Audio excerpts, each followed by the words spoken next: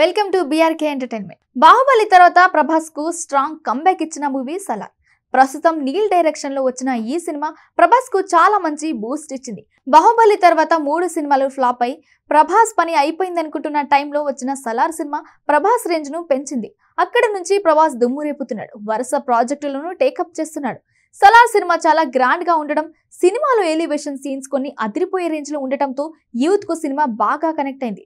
భారీ ఎక్స్పెక్టేషన్ తో వచ్చిన ఈ సినిమా అదే రేంజ్ లో ఉండటంతో ఫ్యాన్స్ పండుగ చేసుకుంటున్నారు. 2023 చివరిలో వచ్చిన ఈ సినిమా అప్పట్లో భారీ కలెక్షన్లను సొంతం చేసుకుంది. ఇక లాస్ట్ ఇయర్ ఫిబ్రవరి 16న ఓటీటీలోకి రిలీజ్ అయిన ఈ సినిమాను అప్పటి నుంచి రెస్పాన్స్ వేరే లెవెల్లో ఉంది. ఈ యాక్షన్ థ్రిల్లర్ అప్పటి నుంచి ఇప్పటి వరకు ఓటీటీలో టాప్ 10లో ట్రెండింగ్ లో ఉండడం షాకింగ్ విషయం. తాజాగా దీనిపై సినిమాలో వరదరాజ మన్నార్గా నటించిన పృథ్వీరాజ్ సుకుమారన్ రియాక్ట్ అయ్యాడు. 365 రోజుల నుంచి ఇప్పటి వరకు ట్రెండింగ్ లో ఉండడం షాకింగ్ గా ఉందంటున్నాడు. అద్భుతమైన థియేటర్ రన్ తర్వాత మా సినిమా ఓటీటీలోకి అడుగు పెట్టిందని, అక్కడ కూడా చరిత్ర సృష్టిస్తుందంటూ కామెంట్ చేశారు. దీన్ని తాను ఎప్పుడు ఊహించలేదని, ఇది కేవలం రికార్డు మాత్రమే కాదని ప్రేక్షకుల ప్రేమ అన్నాడు.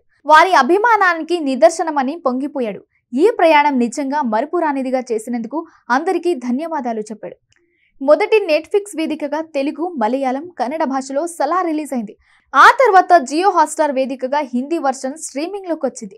గత ఏడాది నుంచి ఇప్పటి వరకు టాప్ 10లో ట్రెండింగ్ లో ఉంటుంది.